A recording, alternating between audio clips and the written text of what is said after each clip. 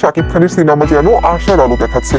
দেশের প্রেক্ষাগৃহগুলোর আলো যখন নিভু নিভু করছিল, তখন শাকিব অভিনীত প্রিয়তমা আর রাজকুমার সিনেমা দিয়ে হলগুলো আবার ফিরেছে নতুন উদ্দীপনায়। কোরবানির ঈদে মুক্তি পেয়েছে শাকিব খানের তুফান সিনেমাটি, যার সাফল্য আরো বেশি আশার আলো দেখাচ্ছিল সিনেমার সংশ্লিষ্টদের।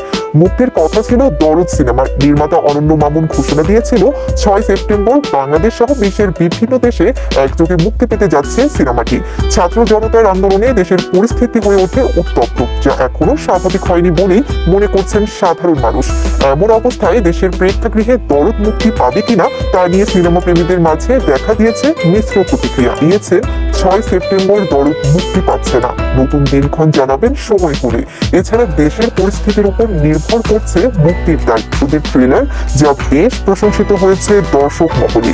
এই সিনেমায় শাকিব খানের বিপরীতে অভিনয় করেছেন বলিউডের অভিনেত্রী সোনাল চৌহান, আর অভিনয় করেছেন ভারত বাংলাদেশের অনেক তারকা শিল্পী।